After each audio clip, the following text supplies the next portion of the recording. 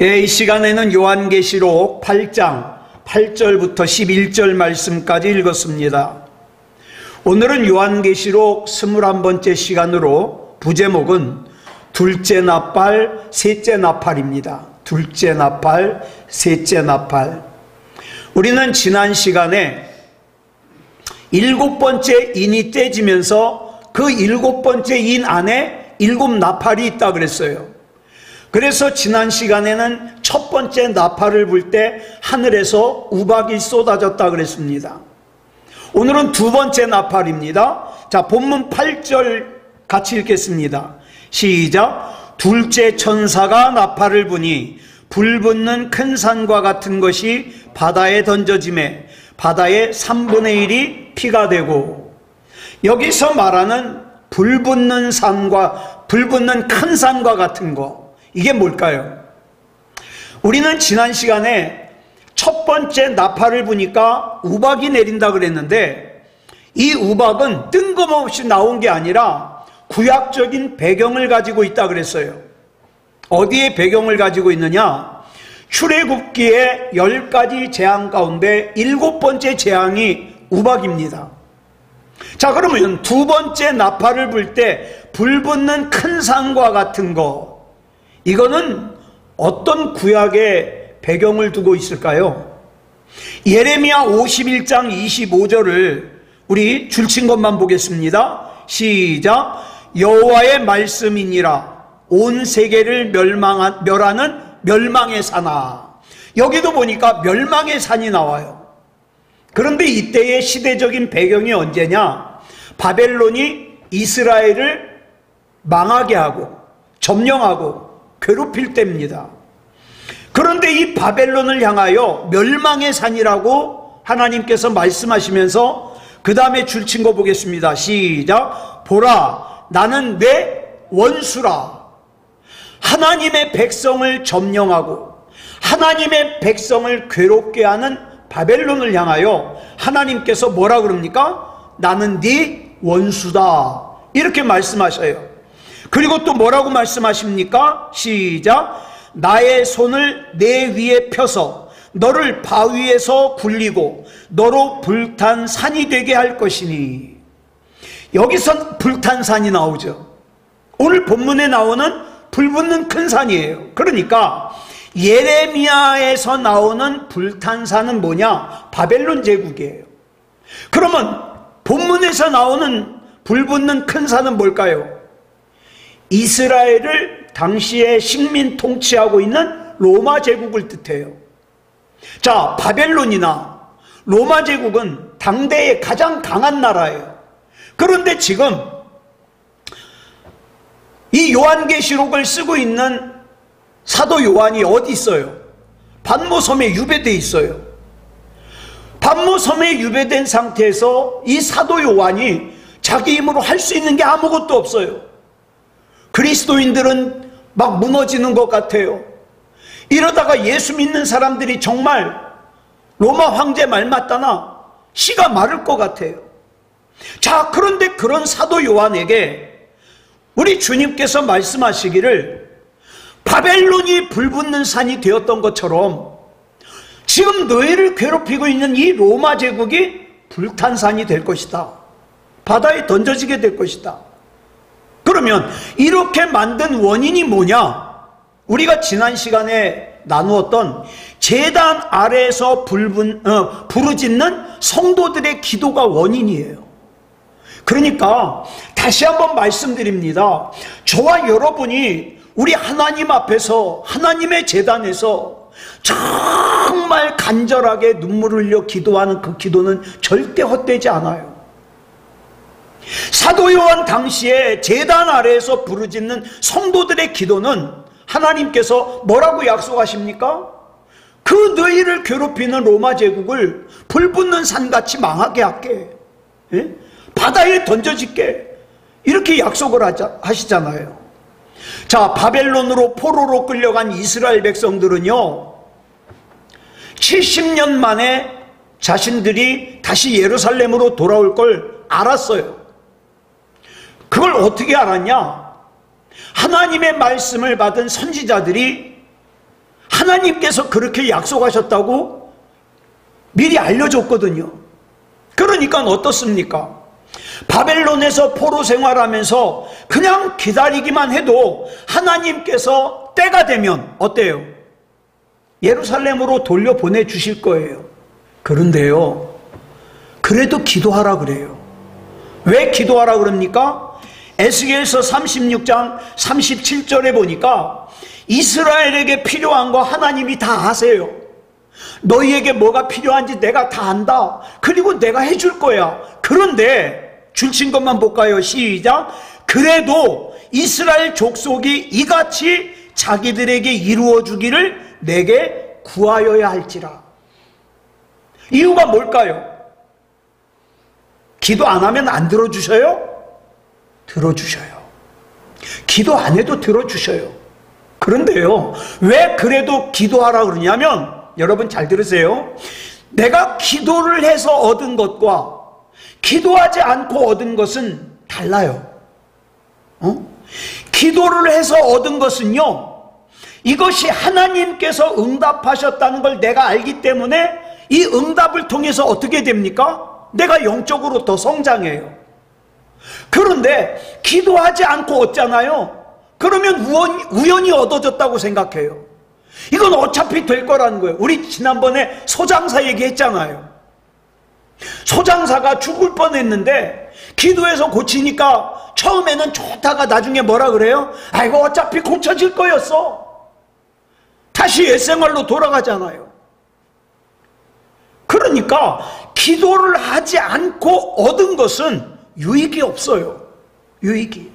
그러므로 기도를 해서 얻은 것은요, 기도를 해서 얻은 것도 소득이지만 또 어떤 이익이 있느냐?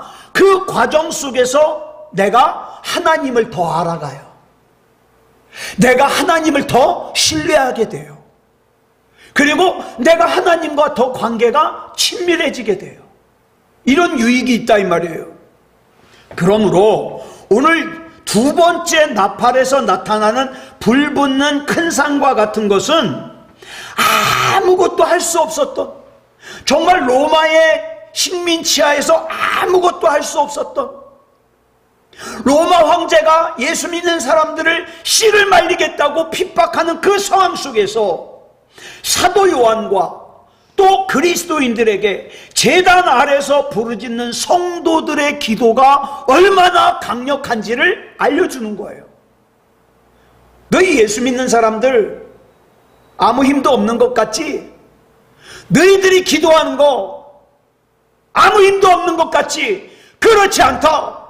제단 아래에서 기도하는 성도들의 기도가 저 망할 것 같지 않은 로마 제국을 갖다가 불탄 산같이 만들 거야. 기도하라는 거예요. 기도가 능력이 있다고. 그래서 본문 8절 하반절을 보니까 뭐라 그랬습니까? 줄친 것만 시작. 바다의 3분의 1이 피가 되고. 자, 바다가 피가 돼요. 여러분 이거 본 적 있어요? 없어요? 이것도 구약의 원형을 두고 있어요. 모세의 10가지 재앙 중에 첫 번째 재앙이 뭡니까? 물이 피로 변하는 재앙이에요. 이 재앙과 함께 중요한 사건이 요한복음 2장에 나오는 예수님께서 공생애를 시작하시면서 첫 번째로 행하신 기적인 가나 혼인잔치에서 물로 포도주를 만드시는 사건이에요. 여러분, 이 물로 포도주를 만드시는 사건에서 이 포도주가 뭘 상징합니까? 예수님의 피를 상징해요. 자, 가나의 혼인잔치는요, 단순한 기적이 아니에요. 이 기적은요, 예수님께서 이 세상에 왜 오셨는지를 설명해주는 사명선언이에요. 자, 예수님의 어머니 마리아가 예수님에게 와가지고, 이 혼인잔치를 해야 되는데 포도주가 떨어졌다고. 자, 그렇게 말하니까 예수님께서 예, 알겠습니다. 어머니 그랬나요? 그러지 않았어요. 요한복음 2장 4절을 보니까 뭐라고 말씀하셨어요? 시작. 여자여, 나와 무슨 상관이 있나이까? 내 때가 아직 이르지 아니하였나이다. 라고 그랬어요. 자, 이거는 만들겠다는 말이에요? 안 만들겠다는 말이에요? 안 만들겠다는 말이에요. 그러면 이렇게 말씀하셨으면 물로 포도주를 만들지 말아야죠. 근데 만드셨거든요? 예수님의 마음이 변덕이 심한 거예요? 그게 아니에요. 지금 여기에는요, 두 가지 얘기가 지금 같이 굴러가고 있는 거예요. 뭐냐? 예수님께서 어머니 마리아의 요구를 거절한 이유는 이 어머니 마리아가 예수님에게 단순히 포도주가 떨어진 문제 해결만을 요구한 거예요. 여러분, 우리 중요합니다. 우리가 어떤 문제가 생겼어요. 몸이 아파요. 물론 하나님 앞에 아픈 몸 고쳐달라고 기도해야죠. 그런데 많은 사람들이 행하는 잘못이 뭐냐? 그 몸만 고쳐달래요. 돈 문제만 해결해달래요. 지금 나를 힘들게 하는 이 문제만 해결해달래요. 아니요. 그러면 예수님이 그런다고요. 아, 이게 나와 무슨 상관이냐? 왜? 예수님과 상관이 있으려면 거기에 뭐가 같이 들어가야 되느냐? 내 구원의 문제와 같이 가야 돼요. 구원의 문제와. 자, 예수님의 어머니 마리아가 이 혼인잔치 자리에 포도주가 떨어졌다니까 예수님이 거절했거든요. 이건 뭐냐? 단순히 포도주가 떨어진 문제만을 해결해 달라 그러니까. 자, 여러분, 복음 안에는요 분명히 치유 있습니다. 기적 있어요. 저도 기적을 갖다가 분명히 목격했거든요. 그래서 저는 믿어요. 하나님께서 원하시면 기적을 행하신다는 거 믿어요. 그런데요, 중요한 게 뭐냐? 그 치유가 목적이 되면 안 돼요. 기적이 목적이 되면 안 돼요. 지금도 많은 곳에서 여러분 유튜브 보면은요, 실시간으로 저녁마다 집회하는 것들이 나오는 데가 있어요. 전 별의별 집회 봤어요. 다 봤어요. 예? 여러분, 이거 굉장히 조심해야 돼요. 막 병 고치는 집회 가면은 다 병만 고치려고 그래. 은사를 체험하는 데 가면은 다 뒤로 넘어가려고 그래. 그게 중요한 게 아니에요. 물론 하나님께서는 치유해 주셔요. 물론 하나님께서 능력을 주셔요. 그러나 그 안에 담겨져 있는 주된 목적이 뭐냐? 구원이거든요. 하나님과의 관계거든요. 그래서 예수님은 어머니 마리아의 요구를 거절하신 거예요. 그럼 왜 하필이면 혼인잔치냐 이 말이죠. 혼인잔치는 한 남자와 한 여자가 결합하는 거예요. 그래서 요한복음 3장을 보면은 예수님께서 예수님과 우리와의 관계를 뭐로 비유하느냐? 신랑과 신부의 관계로 묘사했어요. 그런데 아담과 하와가 선악과를 따먹으면서 그 혼인이 어떻게 해요? 깨져버렸어요. 여러분, 우리가 왜 성경을 봐야 되느냐? 이 성경 말씀은 우리의 인생 사용 설명서거든요. 이 인생 사용 설명서를 통해서 우리는 뭐를 깨달아야 되느냐? 예수 그리스도와 내가 연합됐을 때 얼마나 행복한지를 알아야 돼요.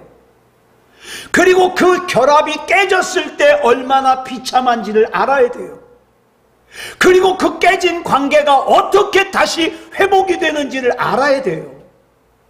그것을 알려주는 설명서가 성경 말씀이라고요. 자, 범죄함으로 하나님과의 관계가 깨졌어요. 그랬더니 여러분, 죄를 지은 인간이 어떡합니까? 서로 자기 죄를 딴 데로 전가해요. 죄 때문이라는 거예요. 아담은 하와 때문이라고 그러죠. 하와는 뱀 때문이라고 그러죠. 자, 자기 잘못을 전가하면서 어떻게 해요? 옆에 사람에게 전가하면서 인간관계가 깨져버렸어요. 자, 일단은 범죄하면서 하나님과의 관계가 깨져버렸어요. 그래서 그 깨짐의 결과로 어떻게 합니까? 죽음이 찾아오고 슬픔이 찾아왔어요. 자, 이건 뭐 할 것 같아요? 정말 기뻐야 될 혼인잔치가 엉망진창이 된 것 같은 비극이에요.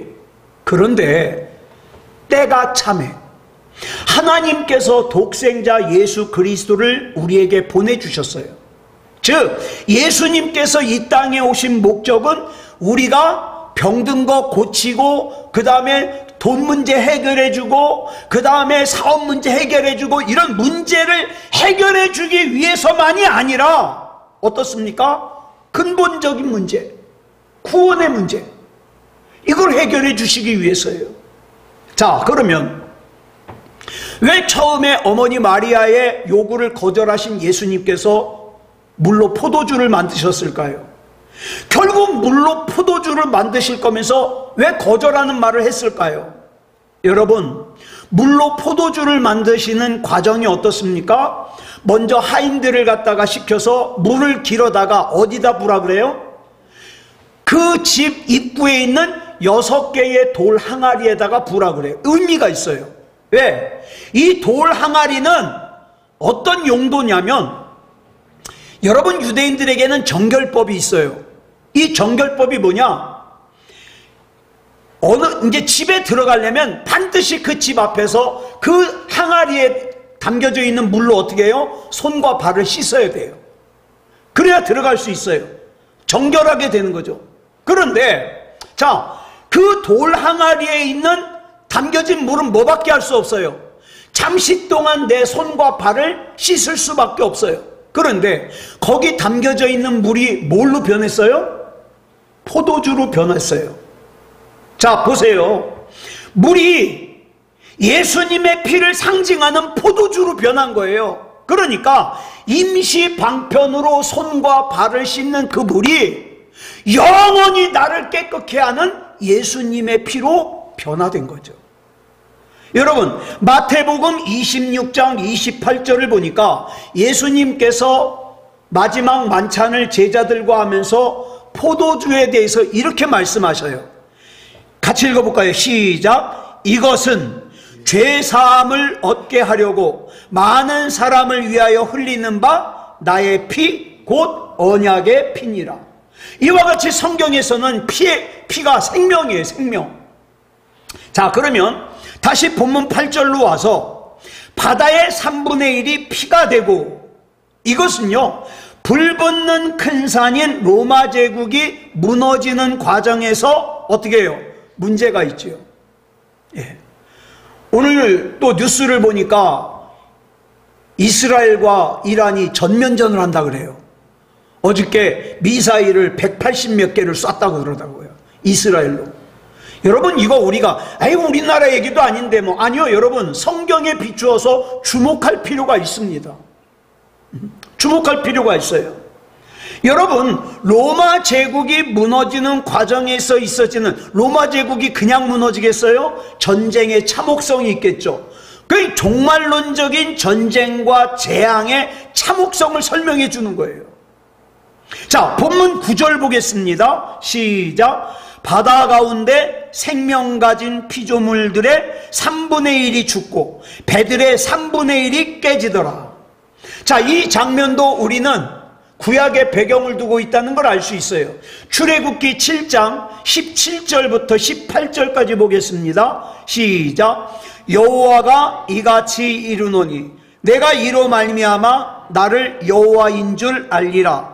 볼지어다 내가 내 손의 지팡이로 나일강을 치면 그것이 피로 변하고 나일강의 고기가 죽고 그 물에서는 악취가 나리니 애굽 사람들이 그 강물 마시기를 싫어하리라 하라. 자, 여기서 나일강이 왜 이렇게 심판을 받았을까요? 나일강이 죄가 있어요, 없어요? 있어요. 나일강이 이렇게 심판을 받는 이유는 딱 한 가지예요. 뭐냐? 애굽 사람들이 나일강을 신으로 섬겨요. 신으로 섬겨요. 여러분, 10가지 재앙에 나오는 것들이 그냥 개구리가 나오고 파리가 나오고 이가 나오고 그게 아니에요. 다 그 애굽 사람들이 섬기는 신이에요. 그게 신. 그 애굽 사람들이 섬기는 신이, 우상이 어떻게 해요? 애굽 사람들을 괴롭히는 거예요. 그걸로 재앙을 주시는 거죠.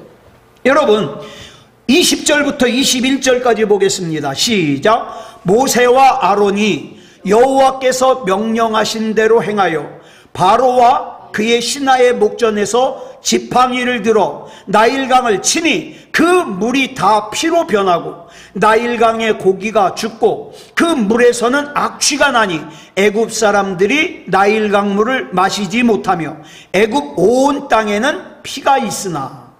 자, 이것은 하나님께서 애굽 사람들이 자신들의 생명의 근원이라고 하는, 그래서 신으로 섬기는 나일강을 갖다가 심판하시는 장면이에요.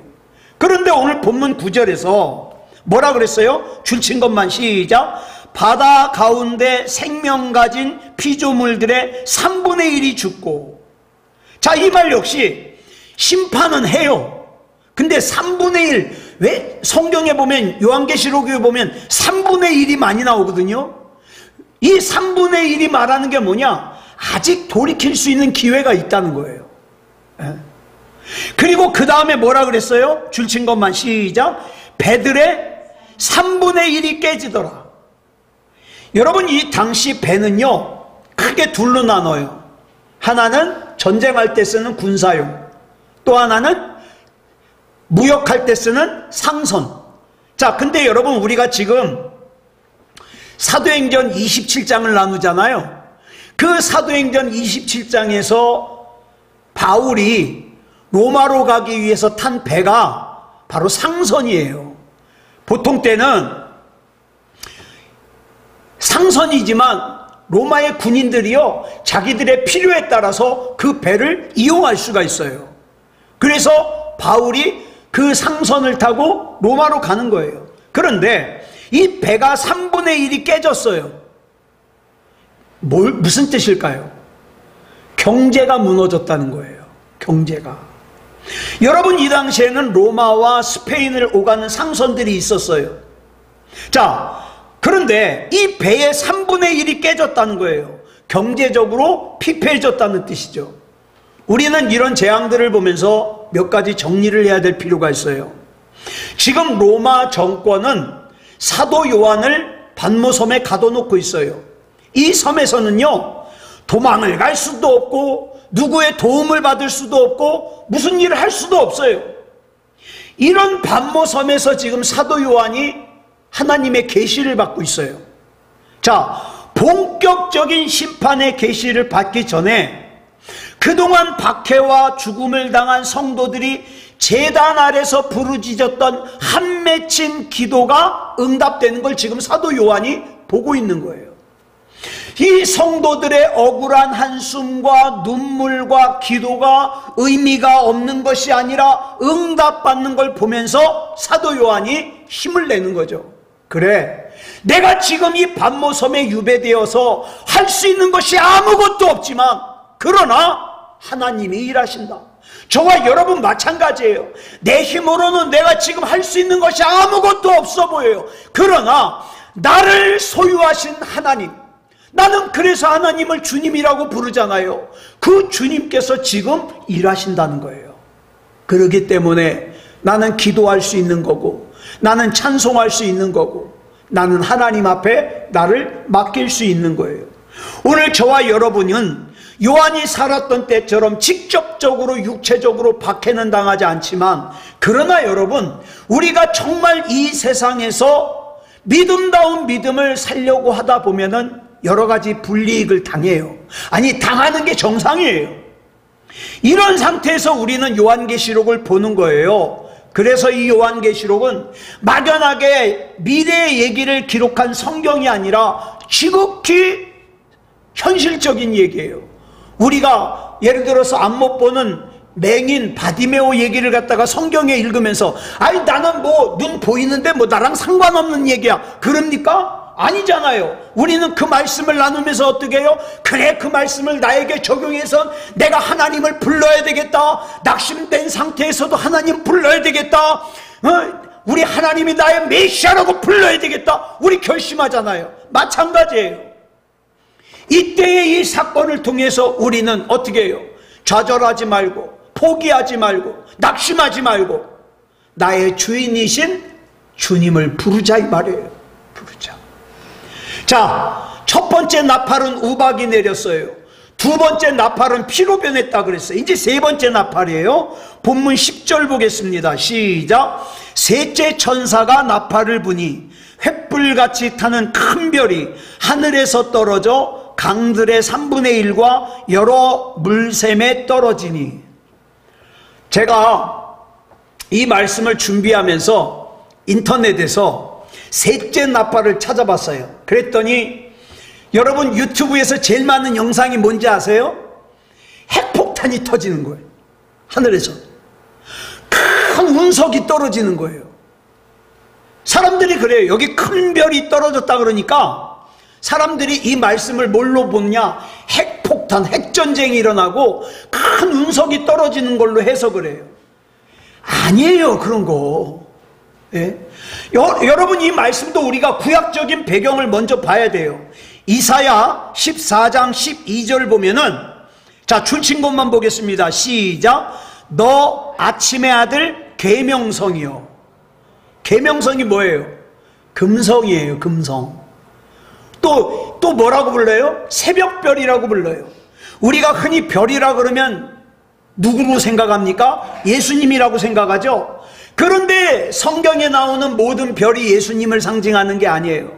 그런데 여기서 나오는 별이 어떻게 됐다고요? 줄친 것만 시작. 어찌 그리 하늘에서 떨어졌으며 너 열국을 엎은 자여 어찌 그리 땅에 찍혔는고. 그 별이 하늘에서 떨어졌어요.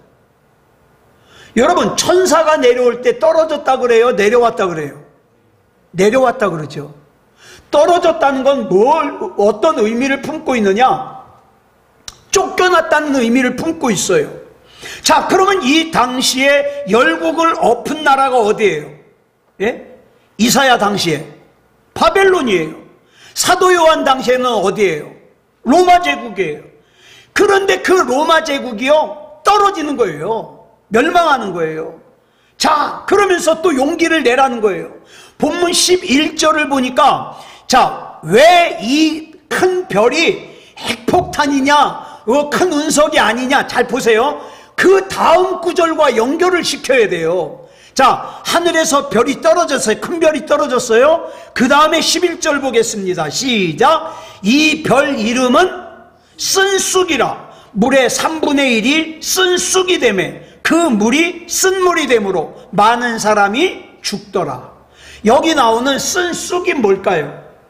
우리는 또 구약에서 찾아야 돼요. 신명기 29장 17절부터 19절까지 보겠습니다. 시작. 너희가 또 그들 중에 있는 가증한 것과, 가증한 것은 뭐예요? 우상이에요. 가증한 것과 목석과 은금의 우상을 보았느니라.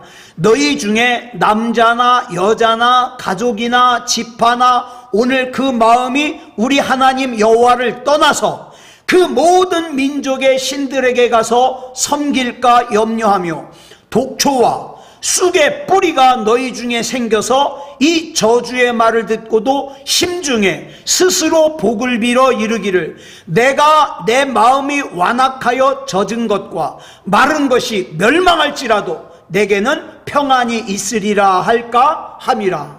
자, 무슨 말이냐면, 여러분, 이 신명기는 어떤 책이라 그랬죠? 우리가 신신당부할 때 신이라 그랬죠. 다시 신자.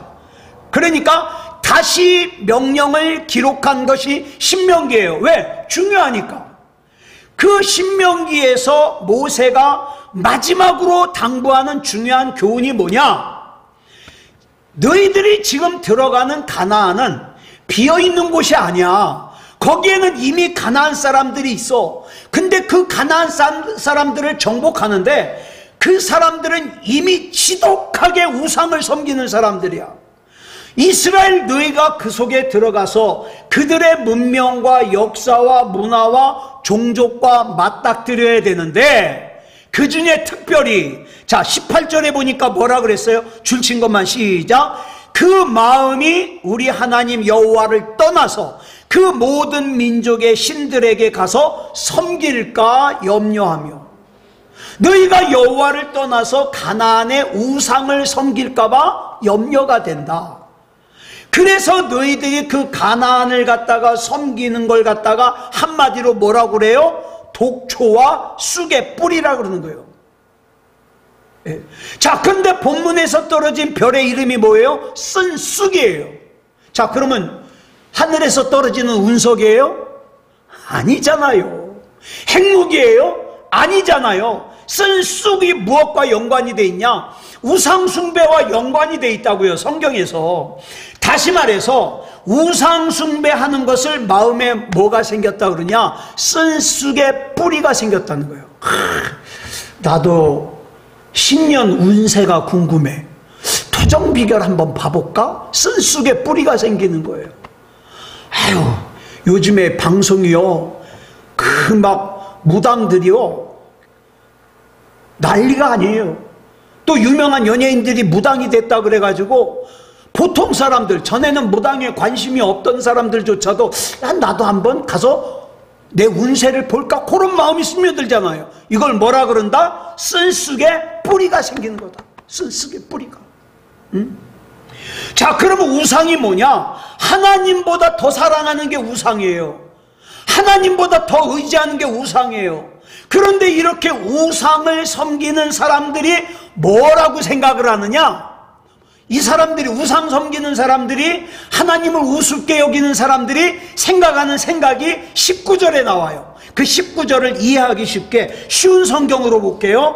시작. 그런 사람이 어떤 사람이에요? 우상을 섬기는 사람은, 시작, 이 저주의 말을 들으면서도 스스로 복을 빌면서 나는 괜찮을 것이다 라고 말하며 마음을 굳힐 것이요, 그런 사람이 있다면 모두가 망할 것이요. 여러분, 우상 숭배하는 사람, 분명히 내가 하나님 앞에 잘못하고 있는데도 회개 안 하는 사람, 성경에서 뭐라고 표현하고 있느냐? 완악하다 그래요. 강팍하다 그래요. 그 이유를 성경에서 보면 거라사의 그 미친 사람 있죠, 귀신 들린 사람처럼 사슬에 매여 있어요. 여러분, 죽음의 사슬, 사탄 마귀의 사슬에 매여 있는 사람은요, 내가 지금 이렇게 하는 것이 잘못됐다는 걸 알면서도 돌이키지 못해요. 왜? 묶여 있는 걸. 내가 지금 이렇게 살면 안 된다는 걸 알면서도 바꾸질 못해요. 왜? 묶여 있으니까. 이런 걸 뭐라 그래요? 완악하다 그러는 거예요. 강팍하다 그러는 거예요. 이 사슬에서 자유하려면 예수 그리스도에게 묶여야 되는데, 여러분, 이 세상에서 예수 그리스도에게 완전히 묶인 사람이 얼마나 되겠냐 이 말이에요. 여러분 한번 생각해 보세요. 우리 교회에서 예수 그리스도에게 완전하게 묶인 사람이 몇 명이나 될 것 같아요? 대부분의 사람이 쓴쑥의 뿌리로부터 완전하게 자유하지 못해요. 그래서 어떡합니까? 하나님보다 돈이 더 좋아, 하나님보다 세상이 더 좋아, 하나님보다 재미가 쾌락이 더 좋아. 그래서 완전히 자유하지 못해요. 어설프게 믿어요. 여러분, 모세가 염려한 대로 가나안에 들어간 이스라엘 백성이 어떻게 해요? 마음이 강팍해져서, 완악해져서, 완고해져서 하나님의 말씀을 듣질 않아요. 하나님의 경고를 듣지 않아요. 여러분, 이 사람들이 성경을 몰라서 그럴까요? 아니요, 성경 잘 알아요. 여러분, 이스라엘 백성은요, 태어날 때부터 성경 박사들이에요. 왜? 성경을 통째로 외워버리거든. 그런데 이 성경 박사들이 자기가 알고 있는 성경 지식을 어디다 썼는지 아세요? 자, 처음에는 어디다 썼냐? 예루살렘의 성경 박사들이 헤롯이, 야, 이 성경에 지금 그 아기 예수에 대해서 예언한 말씀이 있냐? 그랬더니 잘 알아요. 알죠. 베들레헴에서 태어난다고. 그래가지고 이 성경 박사들이 자기들이 알고 있는 성경 지식을 아기 예수님을 죽이는 데 썼어요. 또 조금 있다가 어디다 썼어요? 제사장들, 서기관들, 바리새인들이 자기가 알고 있는 성경 지식을 예수님을 십자가에 못 박아 죽이는 데 썼어요. 여러분, 성경을 많이 아는 게 중요한 게 아니에요. 내가 지금 알고 있는 그 성경 말씀이 내 구원과 얼마나 연관성이 있느냐, 이게 중요한 거죠. 여러분, 성경 공부를 많이 한다 그래서 사람이 바뀌지 않아요. 예전에 우리나라 사람들이요, 성경을 몰라가지고 신앙이 자라지 않는다고 착각을 해가지고 한때 우리나라에 성경 공부가 막 붐이 일었어요. 막 성경 공부 종류가 얼마나 많은지. 그래서 막 많은 성경 공부를 만들었어요. 제자교육, 그 다음에 뭐 크로스웨이, 베델 성서 공부, 두 날개, 뭐 별의별 거 다 만들었어요. 자, 그로부터 성경 공부를 하고 20년, 30년이 지났는데 전보다 믿음이 좋아졌어요, 안 좋아졌어요? 여러분, 지금요, 평신도들의 성경 지식이 그 어느 때보다도 대단해요. 근데 믿음은 좋아지지 않아요. 오히려 자기가 알고 있는 성경 지식에 머리만 커져가지고, 귀만 커져가지고, 자기 교회 목사님이 자기보다 모른다고 무시하고, 이런 지경에까지 이르렀거든요. 여러분, 인간의 근본적인 문제는 성경 지식이 있느냐 없느냐의 문제가 아니에요. 영적인 문제예요. 예? 영적인 문제. 아모스서 6장 12절을 보면 이렇게 말씀하고 있어요. 줄친 것만 시작. 말들이 어찌 바위 위에서 달리겠으며 소가 어찌 거기서 밭 갈겠느냐. 할 수 있다는 말이에요, 없다는 말이에요? 없다는 말이에요. 무슨 뜻이냐면, 근본적으로 심령이 딱딱하게 굳어버린 사람 그 마음에서는요, 말이 달릴 수도 없고 소가 밭을 갈 수도 없다는 뜻이에요. 그런데도 사람들은 여전히 어떻게 하고 있어요? 정의를 쓰디쓴 쓸개로 바꿔버리고, 공의의 열매를 갖다가 쓴 쑥으로 바꿔버리고, 자기가 알고 있는 성경 지식으로 뭘 해요? 자기 교만해지는 데만 사용하고 하나님을 무시해요. 예배를 무시해요. 기도를 무시해요. 하나님을 만홀히 여겨요. 그리고 자기가 대단한 줄 알아요. 여전히 우상을 숭배해요. 하나님보다 더 좋은 것들이 너무 많아요. 여전히 세상을 하나님보다 더 사랑해요. 그래서 여러분, 우리는 오늘 본문 11절 기억해야 됩니다. 본문 11절을 보면 뭐라 그랬어요? 그 물이 쓴 물이 되므로. 여러분, 쓴 쑥이 돼가지고, 우리나라에도 쓴 쑥이 많죠. 저 누구예요? 신천지 이만희, 저 하나님의 교회 장길장, JMS 정명석이, 요거 만민성결교회 이재록이 죽었죠? 아직 안 죽었나? 그랬더니 이번에는 어떡합니까? 그 사람 딸이 이제 자기 여자 하나님이에요. 이 많은 쓴 쑥들이 어떡합니까? 사람들의 영혼을 도둑질해 가는 거예요. 그래서 어떻게 해요? 많은 사람이 죽더라. 쓴 쑥 때문에. 여기서 죽는 거는요, 우리 육체만 죽는 게 아니에요. 영혼이 죽어요. 영원히 죽어요. 그래서 우리는 뭘 꼭 붙들어야 돼요? 복음을 붙들어야 돼요. 예? 예배 시간에, 우리가 설교 시간에 막 감동적인 예와 그 다음에 뭐 또 웃기는 얘기 그거 안 하더라도 우리는요, 본질을 붙잡아야 돼요. 나는 하나님과 친해야 된다. 나는 하나님과 가까이 있어야 된다. 그래야만 내가 이 마지막 때의 믿음을 지킬 수 있다. 내 이름이 생명책에서 지워지지 않을 수 있다.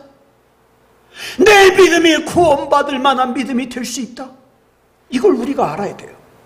여러분, 이 마지막 때에 쓴 쑥을 조심하자고요. 여러분, 아까 말씀드렸죠. 큰 별이 떨어져요. 그 별이 뭐예요? 이름이 쓴 쑥이에요. 앞으로요, 저 신천지 아무것도 아니에요. 통일교 아무것도 아니에요. 더 엄청난 이단들이 나올 겁니다. 그래서 우리가 믿음 가운데 굳건하게 서지 못하면요, 거기 속아요. 그래서 자꾸 우리가 로마서를 갖다가 다시 보는 거고, 그 다음에 요한계시록을 다시 보는 거고,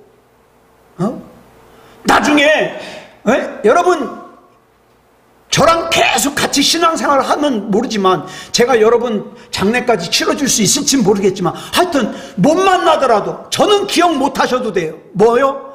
복음, 우리 주님과의 나와의 관계, 이건 절대 잊어버리면 안 돼요. 그래서 구원받을 만한 믿음이 돼야 된다고요. 그래서 아무쪼록 이 마지막 때에 쓴쑥을 조심하는 그런 저와 여러분이기를 바랍니다. 기도하겠습니다. 사랑의 아버지 하나님, 감사합니다. 오늘 이 시간에 우리가 둘째 나팔, 셋째 나팔까지 살폈습니다. 첫 번째 나팔은 우박이었고, 두 번째 나팔은 바다가 피로 변했고, 세 번째 나팔은 쓴 쑥이 나타났습니다. 하나님, 이 마지막 때에 지금도 이단이 많은데 우리 주님 오실 그 시간이 가까우면 가까울수록 더 굉장한 이단들이 나올 것이고, 사람들은 하나님을 만홀히 여길 것이고 예배를 떠날 것이고 알곡과 가라지가 분리될 것인데, 하나님, 하나님께서 인정하시는 믿음이게 해 주시옵소서. 또 우리 사랑하는 사람들, 가족들 중에 한 사람도 구원에 관하여 낙오되지 않도록 하나님 간섭하여 주시옵소서. 우리 하나님께서 늘 붙잡아 주시고 인도해 주실 줄 믿사오며 그리스도 예수님의 이름으로 간절히 기도드려 싸움나이다. 아멘.